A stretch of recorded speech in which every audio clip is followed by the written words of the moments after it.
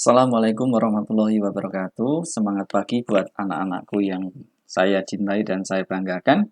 Hari ini kita akan memulai kegiatan pembelajaran yaitu terkait dengan bagaimana membuat dokumen baru yang kreatif ya, atau rapi menggunakan aplikasi Microsoft Excel.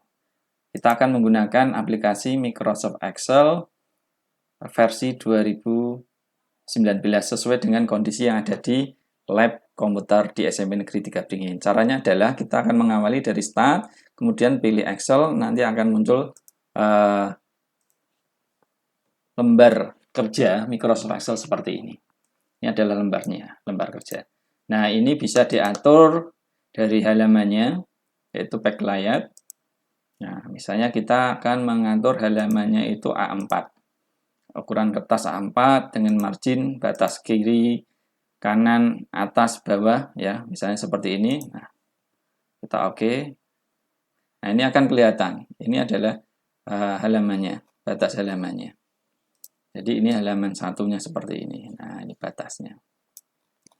Kemudian untuk membuat dokumen atau mengelola data angka, ya, itu caranya adalah dengan memasukkan data-data angkanya di sel. Ini adalah sel namanya, ya. Sesuai dengan pertemuan sebelumnya kita sudah membahas tentang bagian-bagian dari menu icon, ya, yang ada pada Microsoft Excel. Ini seperti yang ada di e-modul pada pertemuan 3. Di sana dijelaskan tentang bagaimana membuat data seperti ini. Nah, data yang dibuat seperti ini mengandung data pengelolaan angka, ya, seperti nilai ini. Kemudian, bagaimana kita membuatnya supaya terlihat lebih rapi, ya, lebih menarik. Ya. Ini caranya adalah yang pertama membuat judul. Judul ini biasanya ketika ini belum diatur, biasanya mengetikkan seperti ini.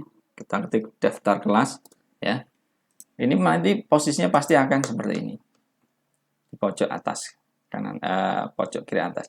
Nah, kemudian sedangkan kita akan membuat tabel, ya, isinya dari nomor sampai nilai akhir ini, kan kita bisa tahu panjangnya seberapa. Nah, supaya rapi seperti ini, seperti baris kedua, ketiga, dan keempat, caranya adalah kita sorot atau kita blok. Ya, mulai dari sel ini, klik, tahan, jangan dilepas, geser ke arah G1 ini. Nah, G1. Kemudian pilih merge and center. Hasilnya sama. Ya, baris 1, 2, 3, 4 ini sama. Berarti ini center antara tabel. Nah, ini kelihatan lebih rapi. Ini yang pertama. Yang kedua adalah kenapa kolom, ini kolom ya, kolom A, B, C ini kenapa ada yang sempit, ada yang lebar, ya. Ini disesuaikan dengan misalnya ini menulis NO, nomor, berarti tidak boleh lebar seperti ini, ya, kurang menarik. Nah, karena awalnya tadi memang lebar kolomnya itu, kolom standar itu ukurannya seperti ini ya. Nah, ini sudah ada contoh di sini. Nah, ini caranya adalah ketika ingin mengatur lebar atau sempitnya kolom, misalnya kolom A, kita klik di sini, kemudian ada mouse atau kursor kita arahkan antara kolom A dan B. Letakkan di sini, klik tahan, geser ke arah kiri. Itu kalau menyempitkan.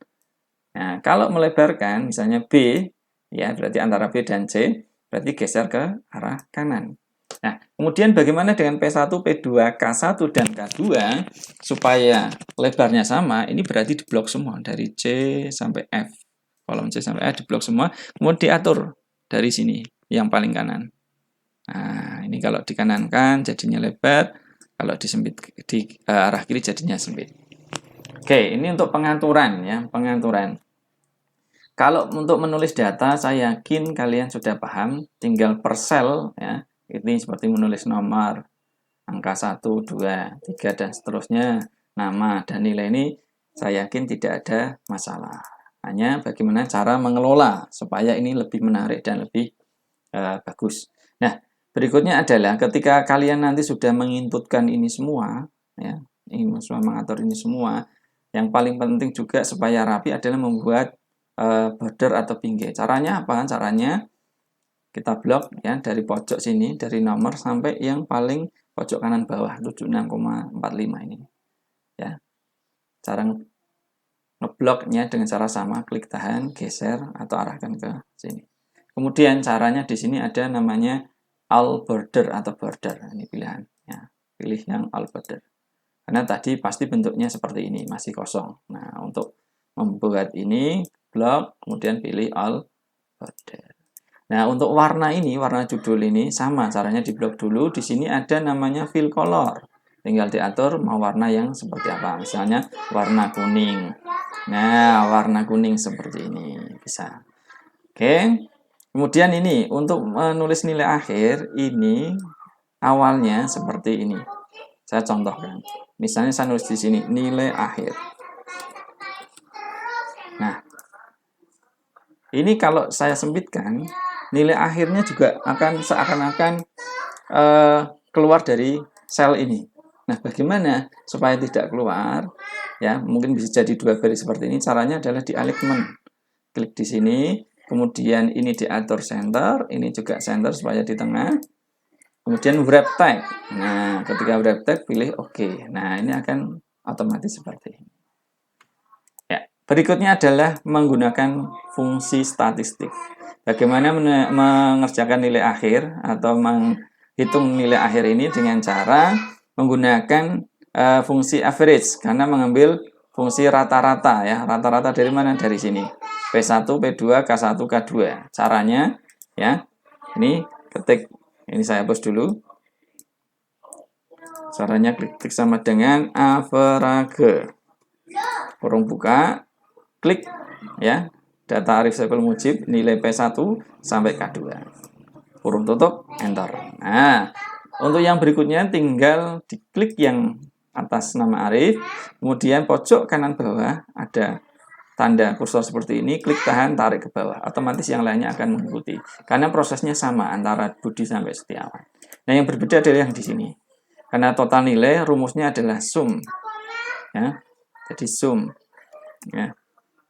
Saya hapus dulu. Sama dengan sama, sum ya. Kurung buka, tarik datanya dari data yang pertama Arif sampai yang Setiawan. Kurung tutup, enter. Kemudian nilai tertinggi ini juga sama, saya hapus ya.